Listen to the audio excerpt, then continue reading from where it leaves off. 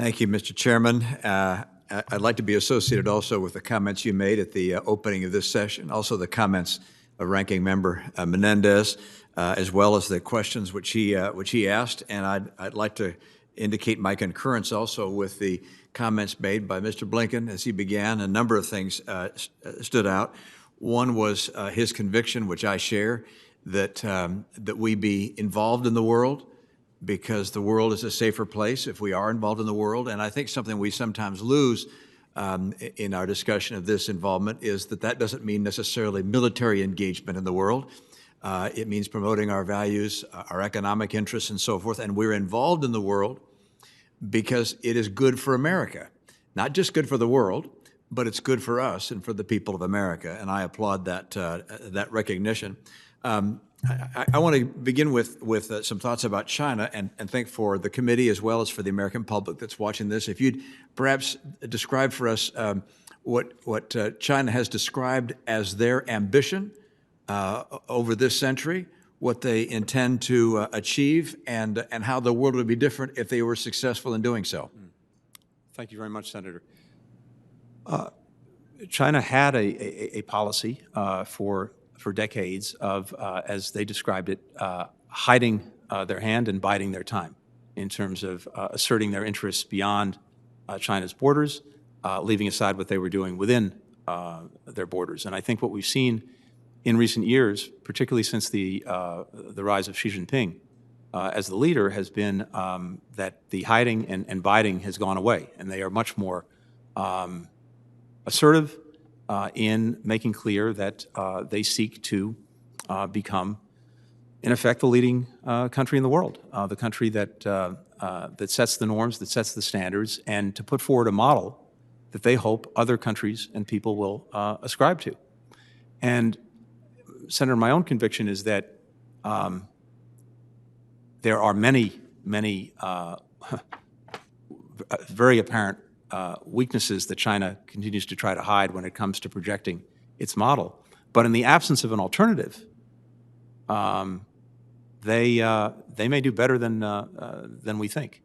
And so I think our obligation is to demonstrate that the vision that we have, the policies we pursue, and the way we do it is much more effective in actually delivering for our people, as well as for people around the world, to make sure that our model is the one that carries the day. If we're pulling back from the world, if we're pulling back from the institutions, if we're pulling back from playing that lead role in shaping the rules and the norms, that gives them a free field to redefine the century more on their terms than on ours. One of the ways, this is just one example, but I think one of the ways we see this acutely is there's an increasing divide between what you might call techno-democracies, that is technologically sophisticated countries that are also democracies, and techno-autocracies like China.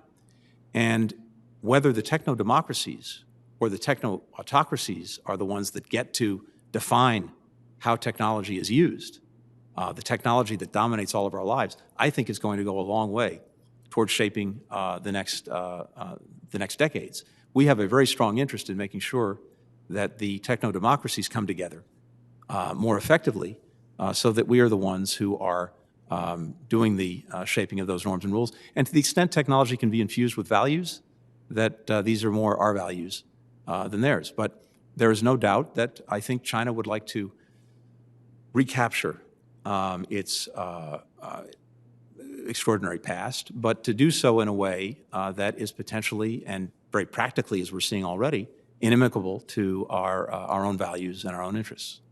Yeah, I think my own view is that their ambition is to become the geopolitical leader of the world, as well as the economic leader of the world, the military leader of the world, and ultimately to impose their authoritarian views in such a way that would put in great risk the freedom and liberty of people here and around the world.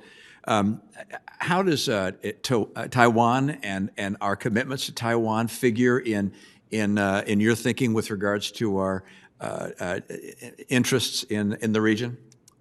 There's been a strong and long bipartisan commitment to Taiwan, Taiwan Relations Act, also the communiques with China. And part of that commitment is making sure that Taiwan have the ability to defend itself against aggression. And that is a commitment that will absolutely endure in a Biden administration. We will make sure that Taiwan has the ability to do that. I'd also like to see Taiwan playing a greater role around the world, including in international organizations. When those organizations don't require the status of a country to be a member, they should become members. When it does, there are other ways that they can participate. And I think our own engagement with Taiwan should be looked at. And indeed, that's being done, as you know. Some regulations were promulgated by the outgoing Secretary of State. We're going to take a hard look at those pursuant to the Taiwan Assurance Act, and we will look at that. I had the opportunity, Senator, when President Tsai was running for office, to actually receive her as a candidate at the State Department when I was last there. I spoke to her a number of times when she became president, and I was Deputy Secretary of State. But the commitment to Taiwan is something that we hold to very strongly. India has perhaps begun to see China in a new light, not only because of the border dispute, which led to the death of many Indian military individuals.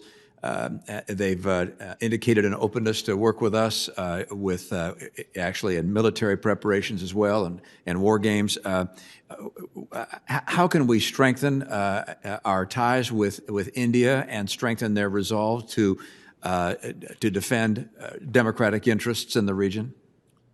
I think India has been very much a bipartisan success story over successive administrations. It started with, toward the end of the Clinton administration, after the nuclear tests, when relations were put back on a better footing.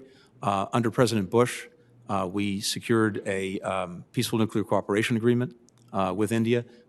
Then Senator Biden led the efforts at this committee to get that through Congress. And then I think during the Obama administration, we deepened cooperation with India, particularly in the defense procurement area, also on information sharing.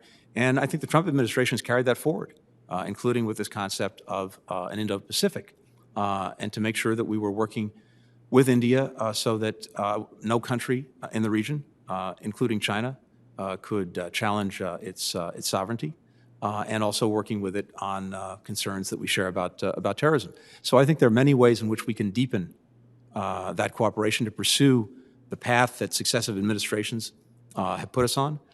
One area I think that has a lot of promise and maybe even necessity is actually climate.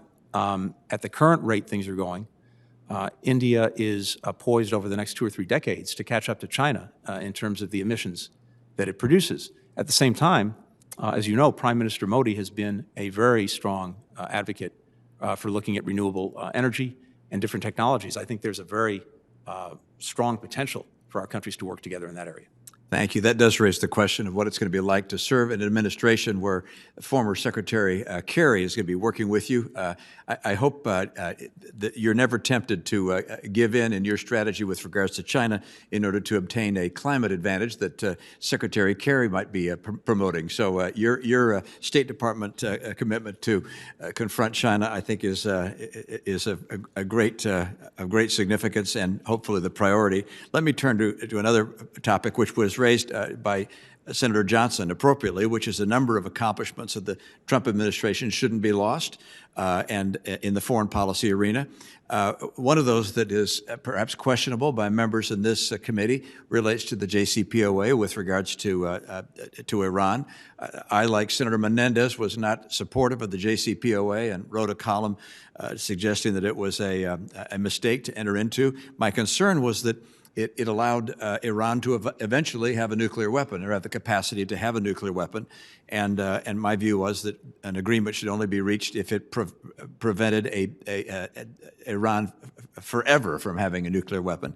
And I would only suggest that before the administration takes a posture with regards to the JCPOA, that there be a very careful review of intelligence to determine just what the state is of Iran right now with regards to the health of its leaders, with regards to the fragility of its economy, because there may well be a potential to take a more aggressive stance than might have been anticipated, and hope that you will give due consideration to not just reversing policies of the prior administration, but perhaps taking advantage of some things done by the prior administration that may prevent an opportunity that we might otherwise not be able to recognize. I welcome having the opportunity to do that, to plunge into the intelligence if confirmed, and then also to working on that with you and other members of this committee. Thank you, Mr. Blinken.